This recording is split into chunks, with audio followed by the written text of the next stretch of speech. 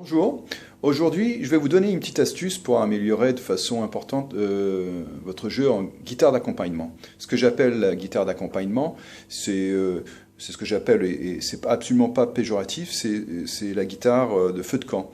Donc en fait, on joue généralement la plupart du temps des accords dans les 3-4 premières cases de la guitare avec beaucoup de cordes à vide et éventuellement quelques barrés comme le Fa. Donc ce que j'ai pu constater à maintes reprises, c'est que beaucoup de guitaristes ont tendance à jouer 6 cordes, quel que soit l'accord qu'ils jouent.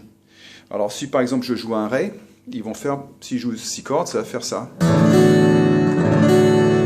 On entend que franchement c'est moche, parce qu'il y a des fausses notes, il y a des notes qui ne font pas partie de l'accord quand je joue 6 cordes.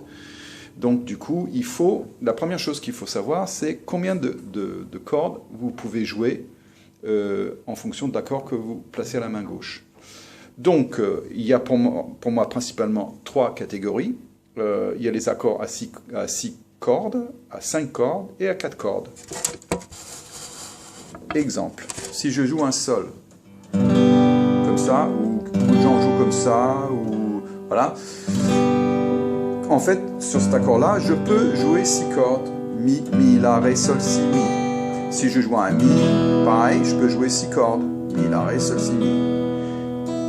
Si je joue donc la deuxième catégorie, qui est les accords à 5 sons, donc par exemple un La mineur, je commence sur l'accord de La et je joue La, Ré, Sol, Si, Mi aigu. Ou un Do, pareil. La, Ré, Sol, Si, Mi aigu. Donc ma deuxième catégorie. Et ma troisième catégorie, les accords à 4 sons. Genre Ré, donc lequel je vais jouer Ré, Sol, Si, Mi. Voilà. Donc la première chose que vous devez absolument définir, c'est combien de cordes vous pouvez jouer en fonction des accords. Par exemple un barré, si je fais un barré comme un Fa, donc comme je démarre sur la corde de Mi grave, ben je joue 6 cordes pareil. Si je joue un Si, que je démarre sur la corde de La, barré 5 cordes, je joue 5 cordes, évidemment. Voilà, donc à préciser ça, je pense que vous pouvez facilement trouver les précisions là-dessus. Après, l'astuce vient surtout de la main droite. Voilà, le principe est le suivant. Quand j'ai un accord 6 cordes, et que je joue un rythme par exemple en croche, donc par exemple ça ferait ça, la plupart des gens vont faire comme ça, vont jouer 6 cordes en alternant, donc moi ce que j'appelle bas, haut, que d'autres appellent aller-retour. Donc ils vont jouer 6 cordes.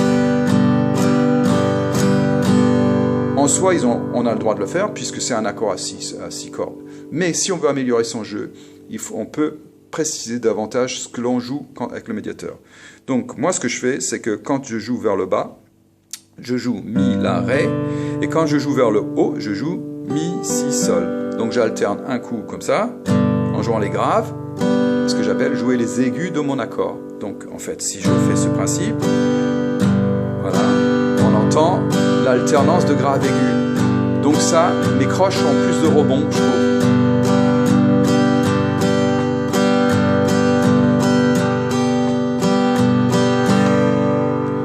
Après, quand je me retrouve dans le cas de figure d'un accord à 5 notes, comme par exemple un Do, donc là je précise aussi, donc là quand je joue vers le bas, je joue La et Ré, et quand je joue vers le haut, je joue Mi, Si, Sol. Donc j'alterne pareil, grave, aigu, ce que j'appelle jouer grave et aigu. Jouer vers le bas et jouer vers le haut. Donc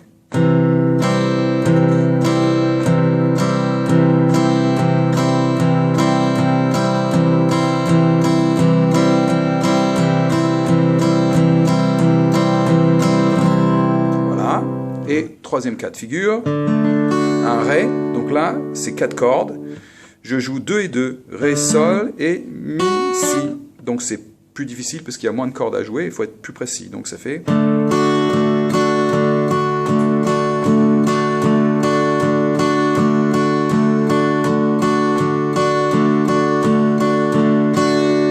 Voilà, donc là je vais vous faire maintenant un rythme plus compliqué dans lequel je vais utiliser tous ces procédés. Vous allez voir que tout de suite, je trouve que ça sonne vraiment très sympa.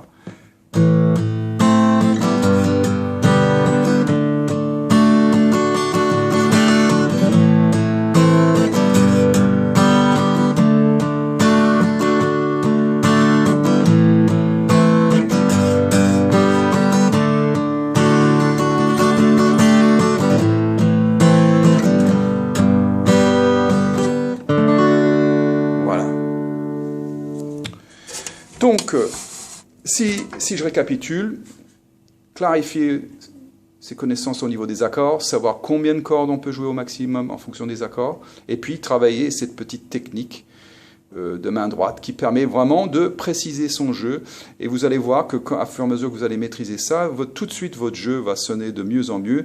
Et de plus, quand vous entendrez d'autres gens ne pas appliquer ces petites règles, vous allez tout de suite vous rendre compte que ça sonne quand même moins joli. Surtout les gens qui jouent 6 cordes sur tous les accords. Voilà, bah écoutez, j'espère que vous allez prendre un peu de plaisir à bosser tout ça, mais en tout cas, le résultat en vaut le coup.